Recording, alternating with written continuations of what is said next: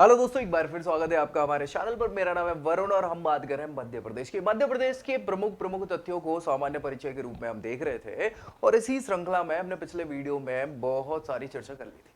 आगे की कंटेंट चूंकि वो बड़ी हो रही थी वीडियो, इसलिए मैंने कहा था कि इसको दूसरे वीडियो में हम लेके आएंगे। तो भाई हम स्टार्ट कर रहे हैं, इसी को कंटिन्यू कर रहे हैं, उसी सामान्य परिचय को दूसरे भाग के रूप में इस वीडियो में। तो भाई पिछले वीडियो तक हमने बहुत सारी चीजें देख ली थी। अब यहाँ से चालू कर रहे हैं कादरगढ़। कादरगढ़ का किला जो है वो कहाँ पड़ता है? दतिया में।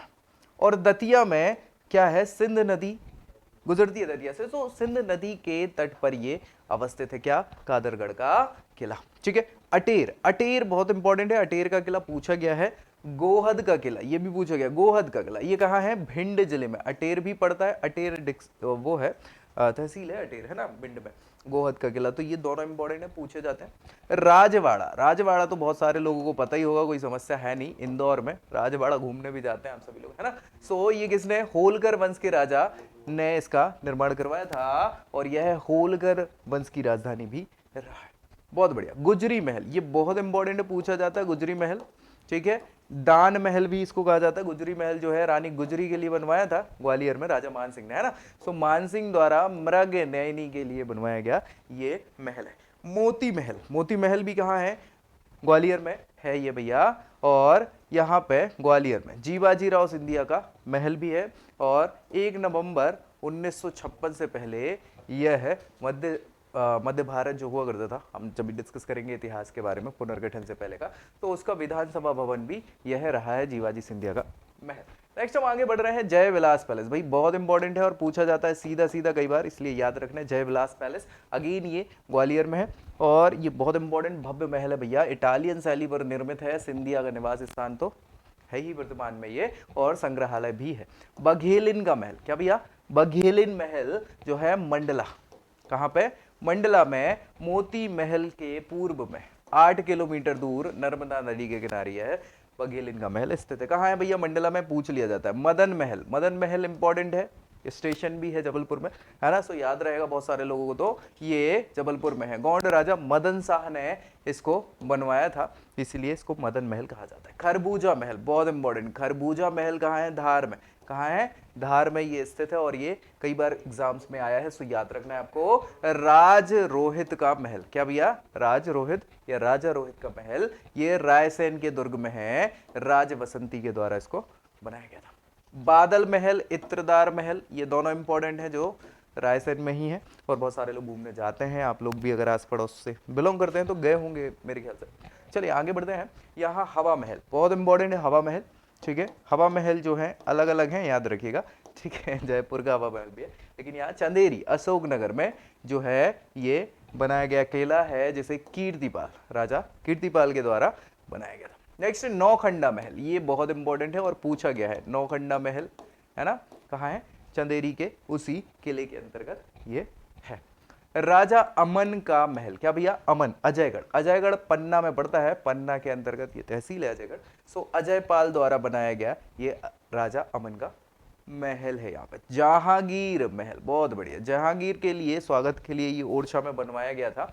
वीर सिंह बुंदेला जो थे उन्होंने इसको बनवाया था, इसलिए इसको जहांगीर महल कहते हैं। भरथरी की गुफाएं, ये भैया राजा विक्रमादित्य के बड़े भाई हुआ करते थे भरथरी, है ना, उनकी गुफाएं उज्जैन के निकट। भरथरी की गुफाएं संख्या में कितनी है? 9 है। और इनका निर्माण राजा भरथरी के सम्मान में परमार शासकों ने करवाया था। इनकी विशेषताएं क्या है? रंगीन चित्रशैली, रंगीन चित्रशैली इसकी विशेषताएं। भरथरी की गुफाएं आप कभी जाएं तो आप उज्जैन के पास देख सकते हैं। बाघ की गुफाएं, बाघ प्रिंट भी आपने सुना होगा भैया, बहुत इंपॉर्टेंट है। बाघ की गुफाएं, बाघ प्रिंट। इंदौर से झाबुआ की ओर जब आप जाते हैं तो बाघ नामक स्थान पर, बाघिन नदी है, उस नदी के किनारे ये स्थल है, इसलिए बाघ नदी बोलते हैं, मतलब बाघ बोलते हैं इसको। और धार जिले में ये पड़ता है, विंध्याचल श्रेणी। बाघ की प्रसिद्ध बौद्ध गुफाएं हैं ये। और बाघ प्रिंट भी यहीं का, बाघ प्रिंट कपड़े पे जो प्रिंट चलता है वो वाला। इसका काल क्या है? गुप्त काल है। गुप्त काल में इसको बनाया गया था, यानी 5वीं शताब्दी से, ठीक है। भीम बेटी का तो आप सभी को पता ही है भैया, और ये सीधा सीधा क्वेश्चन पूछा जाता है इससे संबंधित। एक क्वेश्चन तो हर एग्जाम में पूछा जाता है, इसलिए याद रखना है। प्रागैतिहासिक कालीन है ये भीम बेटी का।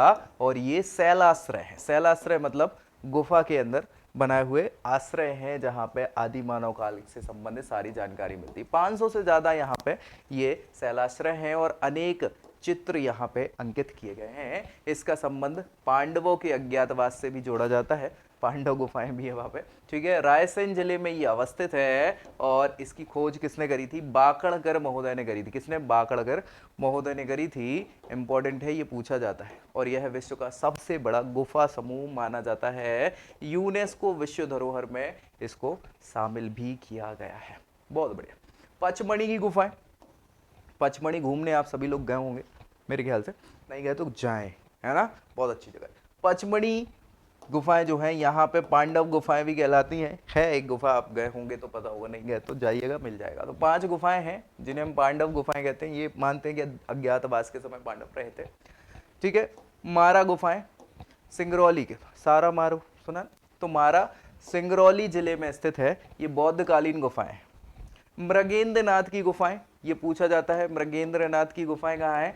पाटनी गांव, ये विदिशा में और रायसेन जब आप जाते हैं, रायसेन विदिशा के बीच में अवस्थित है। और यहाँ पर रॉक पेंटिंग्स हैं, साथ ही साथ जैन धर्म से संबंधित मंदिर वगैरह भी हैं। शंकराचार्य की गुफाएं, ये तो क्वेश्चन कई बार पूछा गया है।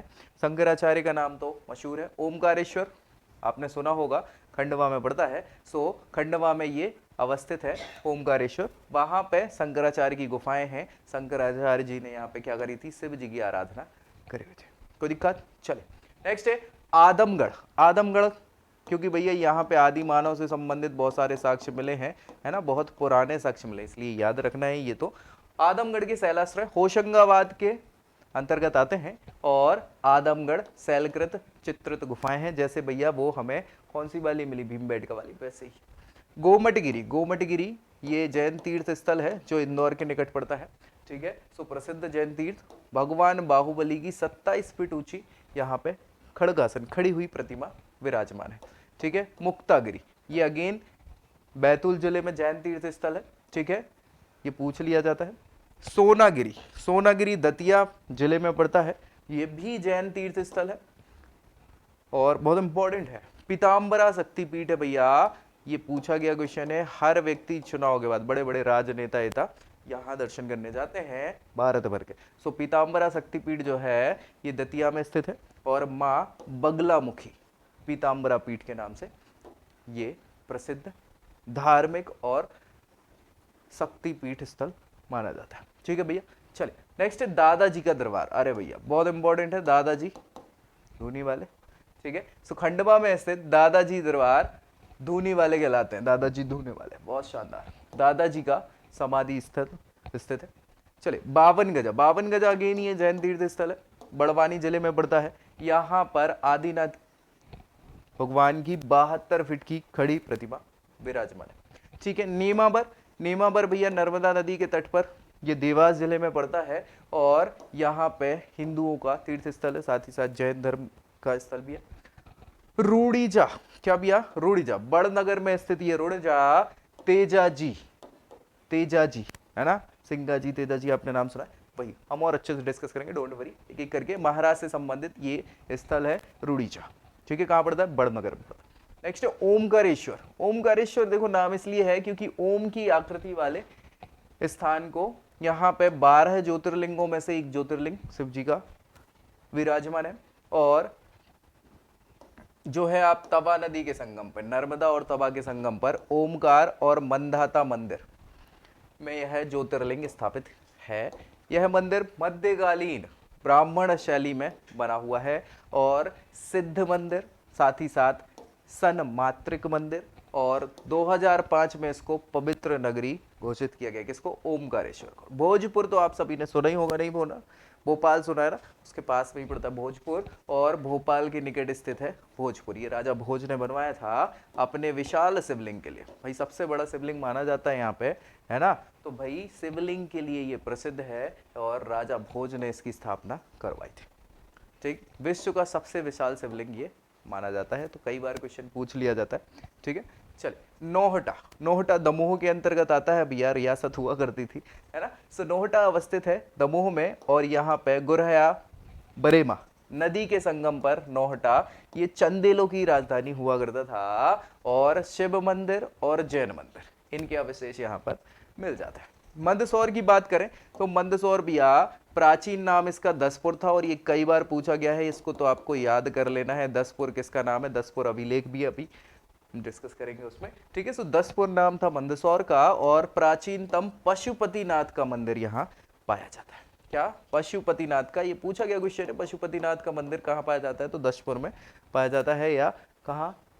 मंदसौर में, ठीक है। ऐसा ही धुरेल पहाड़ी पर भी स्थित है पशुपतिनाथ का मंदिर और सूर्य मंदिर भी यहाँ पे स्थित है। बेसनगर की बात करें तो भैया बेसनगर विदिशा का पुराना नाम हुआ करता था, है ना, तो आज के समय में विदिशा के अंतर्गत आता है। और हेलियोडोरस स्तंभ के लिए, या इसको गरुड़ स्तंभ भी कहते हैं, गरुड़ ध्वज वहां पे लगाया हुआ है, हेलियोडोरस ने ये बनवाया था, इसलिए हेलियोडोरस पिलर कहलाता है।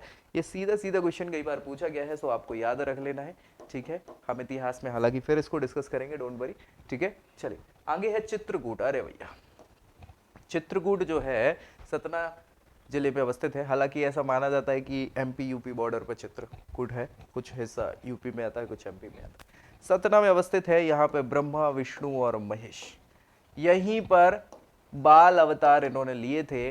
वनवास के समय राम जी भी यहाँ पे महर्षि अत्रि और सती अनुसुईया के अतिथि बने थे, ठीक है। और बहुत बड़ी कहानी है, आप बहुत अच्छे से जानते हैं, पाषाण से वापस परिवर्तित किया था। कामदगिरी, अनुसुईया आश्रम, भारतकूट, हनुमान धारा, ये सभी यहाँ स्थित हैं। और इसे भी 2005 में पवित्र नगरी घोषित किया गया है। गुप्त गोदावरी यहाँ पे बहती है। और गधे का मेला, मतलब गधे नहीं, गधों का मेला लगता है यहाँ पे, है ना।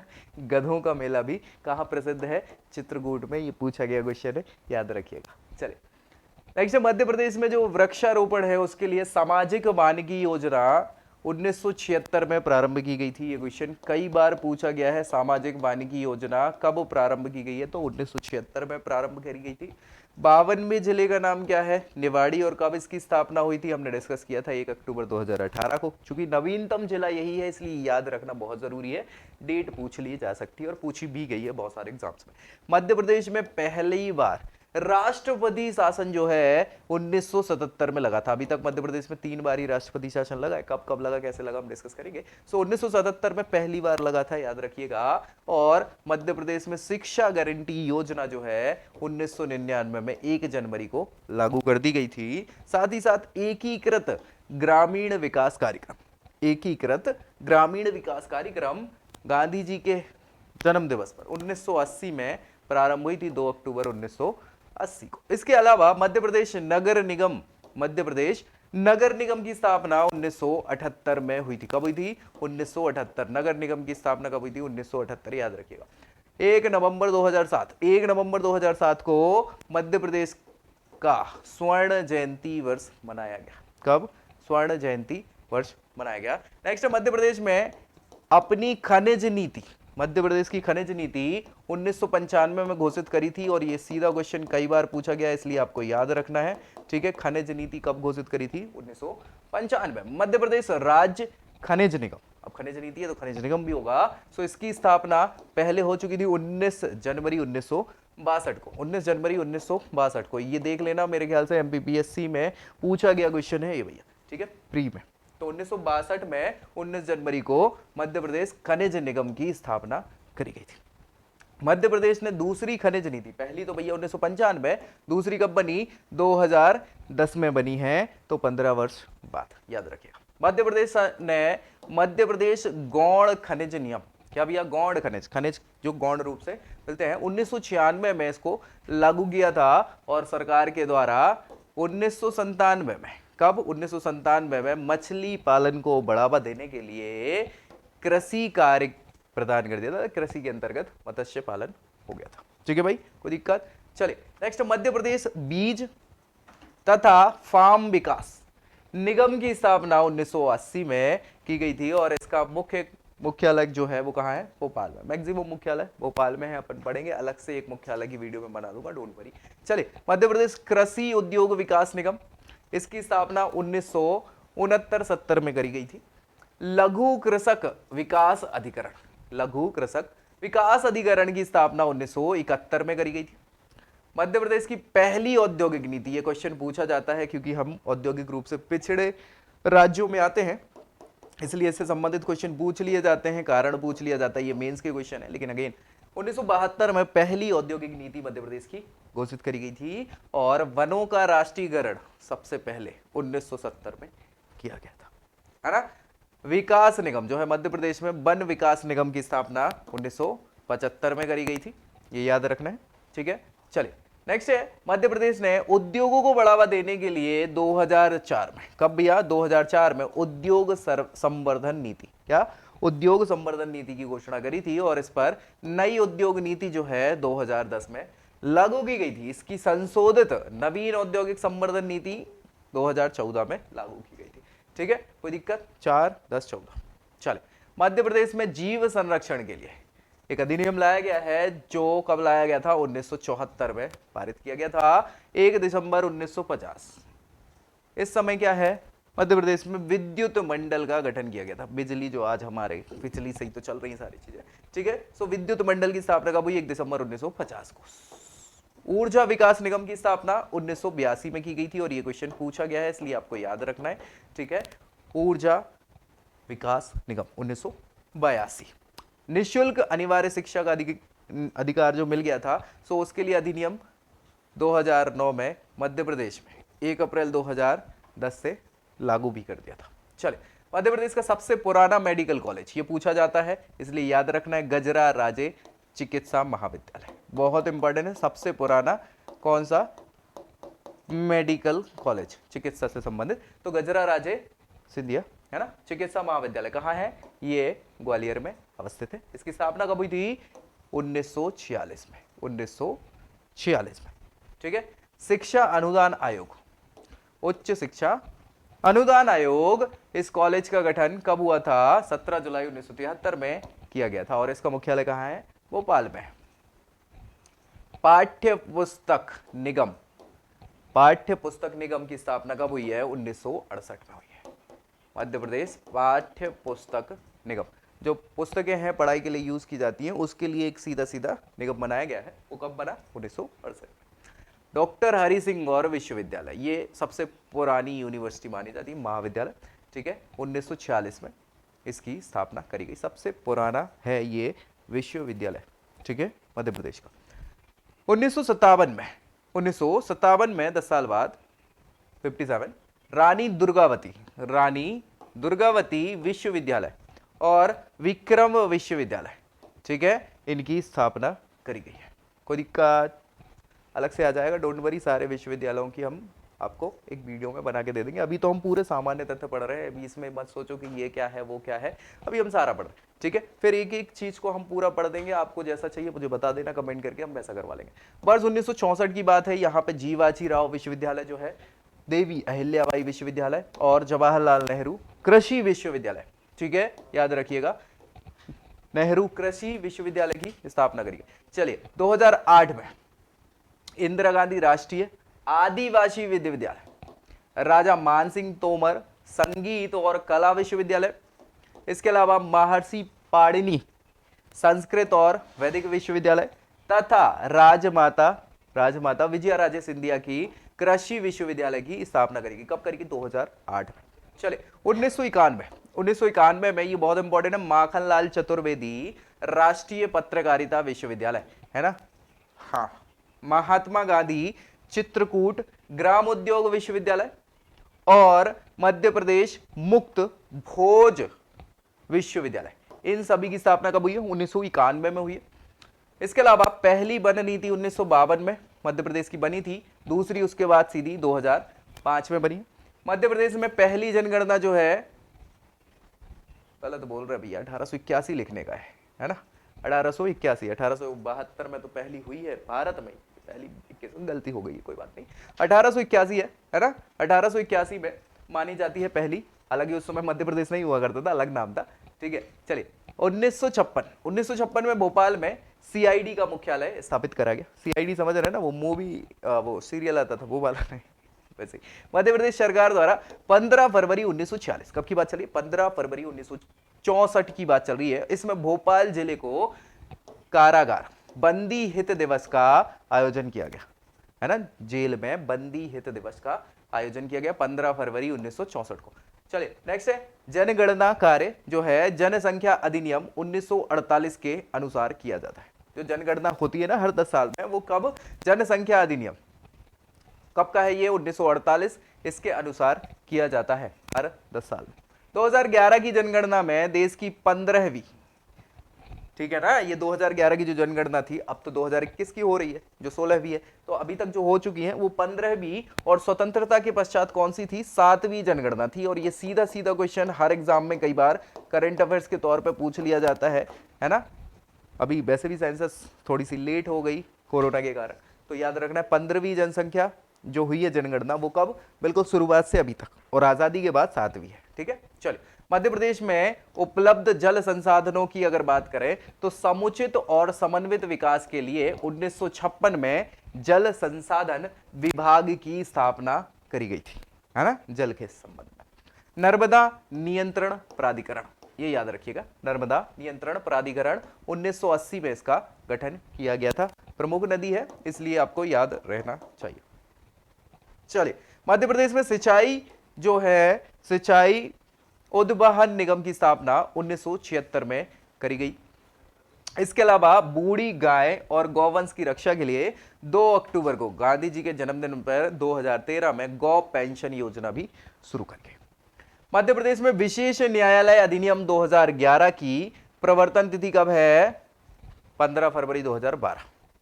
मध्य प्रदेश सरकार द्वारा धर्मांतरण को रोक लगाना हुआ, इस पर नियंत्रण रखने के लिए मध्य प्रदेश धर्म नियंत्रण अधिनियम 1968 पास किया गया था। चेंजेस होते रहते हैं। मध्य प्रदेश में अल्पसंख्यक आयोग को राष्ट्रपति ने, अल्पसंख्यक आयोग राष्ट्रपति ने 1996 में स्वीकृति दे दी, तो मध्य प्रदेश अल्पसंख्यक आयोग भी है मध्य प्रदेश।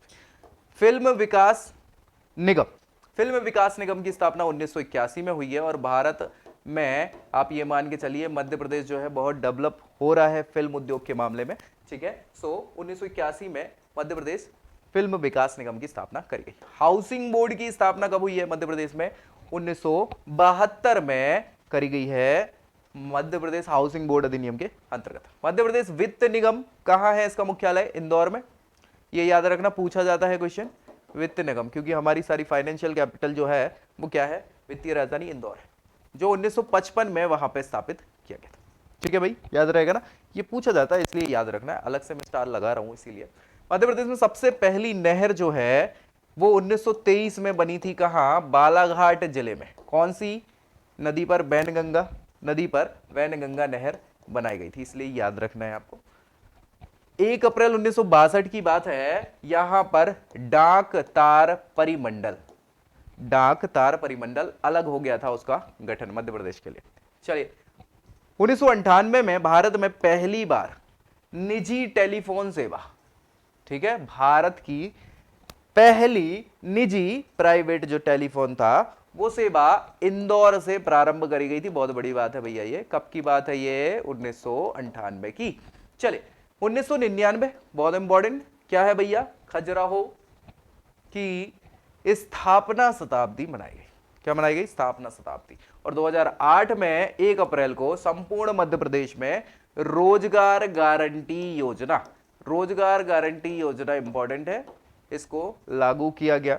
ठीक है, इसी के तहत तो भैया रोजगार की गारंटी मिल रही ना आपको, है ना, इसके कब की, 1 अप्रैल 2008। भोपाल गैस दुर्घटना तो आपको पता ही है, भोपाल गैस त्रासदी हर बार पूछा जाता है ये क्वेश्चन, तो याद रखना है 2 से 3 दिसंबर की रात्रि का है ये 1984 में। ठीक है, सो हमेशा याद रखिएगा, ये क्वेश्चन हर एग्जाम में पूछ लिया जाता है, क्योंकि भैया मध्य प्रदेश में भारत की सबसे बड़ी त्रासदियों में नाम आता है भोपाल गैस त्रासदी का। हम इस पे अलग से डिस्कस करेंगे, डोंट वरी। चलिए मध्य प्रदेश के खजुराहो को 1986 में, ये याद रखना है, सीधा सीधा क्वेश्चन पूछा जाता है। 3 विश्व धरोहरें हैं, जिसमें खजुराहो को 1986 में विश्व धरोहर सूची में, कौन सी, यूनेस्को की विश्व धरोहर सूची में शामिल किया गया था। और इसके बाद सांची के जो स्तूप्स हैं उनको 3 वर्ष बाद 1989 में, और फाइनली भीमबेटका जिसपे हम डिस्कस कर चुके हैं 1989 में इसके साथ करा गया था। ठीक है, ये गड़बड़ है, 2003 है ये, 1989 में सांची है और भीमबेटका की गुफाएं, हाँ ये 2003 2003 में इसको क्या है, यूनेस्को की विश्व धरोहर घोषित किया गया था। तो 86 के बाद 89 के बाद 2003 में क्या है अपना भीमबेटका। चलिए, मध्य प्रदेश के पहले सूचना आयुक्त याद रखिएगा क्या है, टी.एन. श्रीवास्तव साहब को 2005 में पहला क्या बनाया था, सूचना आयुक्त बनाया गया था श्रीवास्तव जी को। ठीक है, टी.एन. लिख दीजिएगा यहाँ पे, गलती से नहीं लिखा। मध्य प्रदेश में देश की पहली साइबर ट्रेजेडी, क्या भैया, ट्रेजेडी नहीं, ट्रेजरी होता है ना जिसमें अपन रखते हैं सारी चीज, है ना। सो साइबर ट्रेजरी की स्थापना 3 अप्रैल 2006 को स्टार्ट हुई थी। मध्य प्रदेश विधानसभा के नए भवन का लोकार्पण कब किया गया था, 1996। पहले मध्य प्रदेश की विधानसभा जो है वो मिंटो भवन में लगती थी, अब मिंटो हॉल कन्वेंशन सेंटर बन चुका है, जबकि नया विधानसभा मध्य प्रदेश में भवन जो है वो कब बन गया था, 1996 में 3 अगस्त को इसका लोकार्पण किया गया था। चलिए, मध्य प्रदेश की पहली महिला पारिवारिक लोक अदालत, इसका सफल आयोजन कब हुआ, 10 मार्च 2003 को किया गया मध्य प्रदेश के मंदसौर जिले में। ठीक है, लोक अदालत महिलाओं से संबंधित। इसके बाद मध्य प्रदेश में पहली बार विश्व आदिवासी दिवस, कौन सा, विश्व, प्रदेश नहीं, राष्ट्रीय नहीं, विश्व, तो विश्व आदिवासी दिवस 9 अगस्त 2018 को मनाया गया था, जिसमें प्रदेश के 89 जो आदिवासी विकास खंड हैं उनमें सरकारी छुट्टी घोषित करी गई थी। 26 मार्च 2018 यहां प्रदेश में पहला सौर ऊर्जा उत्पादन केंद्र भोपाल में शुरू किया गया। इसके अलावा 26 नवंबर 1972 ये वो दिन है जब भोपाल और राजनांदगांव 2 नए जिले बनाए गए थे। फिर बाद में भोपाल को क्या कर दिया था, राजधानी, है ना, जिला। पहले तो ये तहसील हुआ करता था, फिर जिला बना दिया था। डन। तो कब बनाइए, 26 नवंबर 1972 को भोपाल, और अभी फिलहाल राजधानी है। चलिए, 25 मई 1998 को बीपी दुबे, ये दुबे आयोग कहलाता भैया, हम पूरा डिस्कस इसमें करेंगे, don't worry. So BP Dubey की अध्यक्षता में जो गठित समिति की गई थी, उसकी सिफारिश के आधार पर 10 जिले बनाए गए थे 1998 में, और उनमें से 4 वर्तमान मध्य प्रदेश के हिस्से हैं, तो 6 कहां हैं, 6 छत्तीसगढ़ के हिस्से बन चुके। फिर मई के बाद जून में 30 जून 1998 को देव समिति, श्रीदेव समिति जो है, इसने अनुशंसा करी और 6 नए जिले बनाए। कब, जुलाई 1998 को। और इसी के साथ जुलाई 1998 में बनाए गए जिले, जिनमें से 6 थे, तो 3 इधर एमपी में है और 3 कहां है, छत्तीसगढ़ में शामिल है। हम जब गठन पूरा कराएंगे तो एक एक चीज पर डिस्कस करेंगे, don't worry. Gun carriage factory, ये याद रखिएगा, पूछा जाता है। गन कैरेज फैक्ट्री ये कहां पे है, जबलपुर। कहां है, जबलपुर है गन कैरेज फैक्ट्री, और ये रक्षा मंत्रालय के अंतर्गत आता है भैया गन कैरेज फैक्ट्री। और इसके द्वारा 1904 में इसकी स्थापना जबलपुर में करी गई थी। हैवी व्हीकल फैक्ट्री, ये पूछा जाने वाला क्वेश्चन है, हैवी व्हीकल फैक्ट्री। ठीक है, सो हैवी व्हीकल फैक्ट्री भी कहां है, जबलपुर में है, और इसकी स्थापना भी रक्षा मंत्रालय के द्वारा करी गई थी। कब करी गई थी, 1969 में। ठीक है, सो गन कैरेज 1904 और हैवी व्हीकल फैक्ट्री 1969, रक्षा मंत्रालय के द्वारा जबलपुर। डन, आगे बढ़े।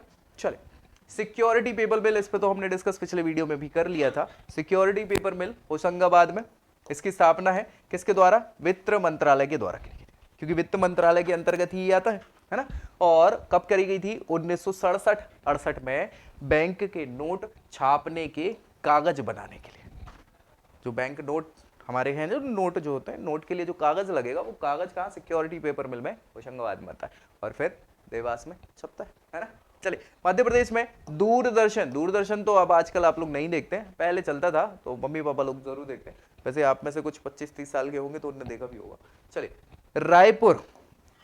रायपुर जब पहले मध्य प्रदेश के अंतर्गत ही हुआ करता था, अब तो राजधानी हो गया किसकी, छत्तीसगढ़ की, है ना। सो अविभाजित मध्य प्रदेश में 1975 में दूरदर्शन का प्रारंभ हुआ था, कहां से, रायपुर से। मध्य प्रदेश में अप्रैल 1962 की बात है, डाक तार परिमंडल गठित किया था, और इसका मुख्यालय नागपुर में हुआ करता था। कब की बात है, 1962 की। ठीक है, और 1965 में इसको स्थानांतरित करके भोपाल में स्थापित कर दिया गया है।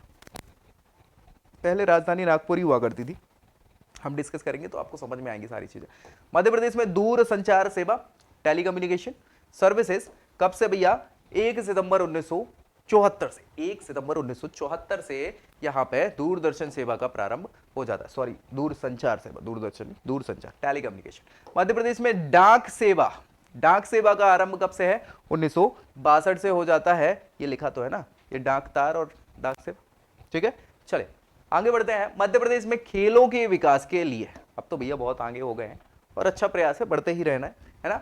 1 अक्टूबर 1975, 1 अक्टूबर 1975 को खेलकूद एवं युवक कल्याण विभाग, खेलकूद एवं युवक कल्याण विभाग की स्थापना करी गई थी और 1981 में खेल एवं कल्याण विभाग की स्थापना करी गई थी। 75 और 81, ये मेरे ख्याल से 2018 या 19 के मध्य प्रदेश पीएससी, जो एमपी पीएससी है, उसके प्री में पूछा गया क्वेश्चन, याद रखिएगा, ठीक है। मध्य प्रदेश का पहला खेल क्लब, पहला खेल क्लब जो है क्रिकेट का था, पहला खेल क्लब क्रिकेट का था, जो किसके अंतर्गत, पारसी क्लब के नाम से जाना जाता था। इसको 1890 में इंदौर में स्थापित किया गया था। पूछा जाता है सबसे पहला सबसे पहला खेल क्लब था क्रिकेट का, जिसको पारसी क्लब के नाम से जाना जाता था और इसकी स्थापना इंदौर में हुई। कब हुई भैया, 1890 में हुई। एकलव्य पुरस्कार, ये पूछा गया क्वेश्चन है, याद रखिएगा, ठीक है। एकलव्य पुरस्कार किस फील्ड में दिया जाता है, ठीक है। सो मध्य प्रदेश शासन के द्वारा 1994 में इसको स्थापित किया गया था, जो किसको, 19 वर्ष से कम आयु वर्ग के खिलाड़ियों को दिया जाता है।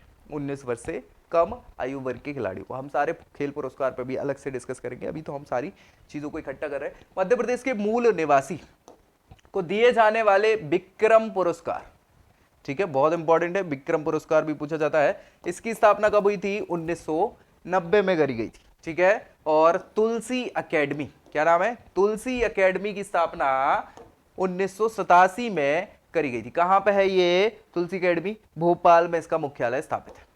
मध्य प्रदेश में 1964 में आदिम जाति कल्याण विभाग, क्या नाम है, आदिम जाति कल्याण विभाग को स्थापित किया गया और इसका नाम 1965 में, 64 में स्थापित हुआ, 65 में इसका नाम बदल दिया गया और क्या है इसका नाम, आदिवासी एवं हरिजन कल्याण विभाग कर दिया गया।